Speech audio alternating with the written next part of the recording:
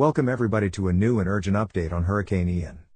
Hurricane Ian continues to rapidly intensify just south of Cuba Monday afternoon.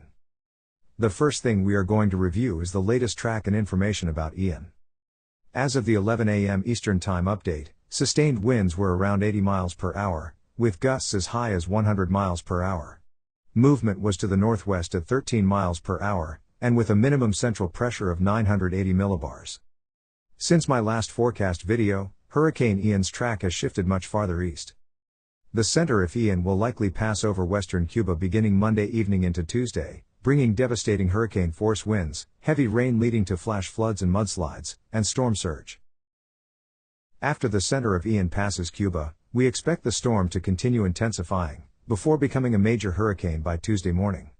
Ian will then continue intensifying through midweek, on its approach to the Florida Peninsula. We then expect the storm to weaken as it approaches landfall on late Thursday into Friday due to an area of high wind shear. Let's now take a look at the watches and warnings currently in effect. Hurricane warnings are in place for western Cuba and Grand Cayman. Tropical storm watches have been issued for parts of Florida, along with Little Cayman and Cayman Brac. Tropical storm warnings are now in effect for the Florida Keys, as well as areas in Cuba just east of the hurricane warning area.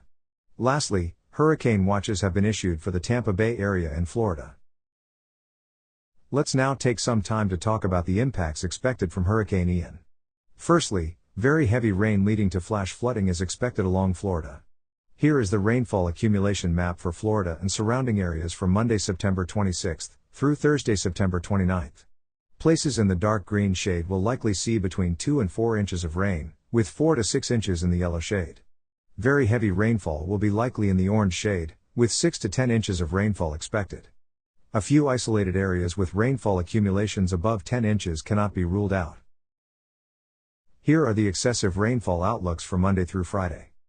The threat of flash flooding associated with Ian will last throughout the entire work week, starting out with a small marginal threat in South Florida, before quickly growing across Florida and surrounding southeast states. The days with the biggest flood threats will be Tuesday through Thursday, with moderate risks of excessive rainfall including Florida and even Georgia. Heavy rains will not be the only threat though.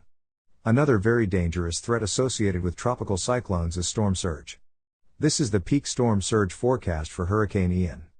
Between 2 and 5 feet of inundation will be possible across the Florida Keys and surrounding locations shaded in yellow. Places farther north in the orange shade may see between 4 and 8 feet of inundation above ground level from storm surge, including Charlotte Harbor. The worst storm surge is currently expected to affect the Tampa Bay area, where up to 10 feet of inundation will be possible. Another threat to look out for with Hurricane Ian is tornadoes. The tornado risk will begin on Monday, but mainly for the Florida Keys.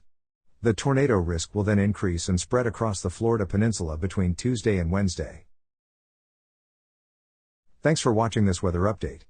If you enjoyed this weather forecast, I will ask that you do subscribe for more weather-related content regarding Hurricane Ian.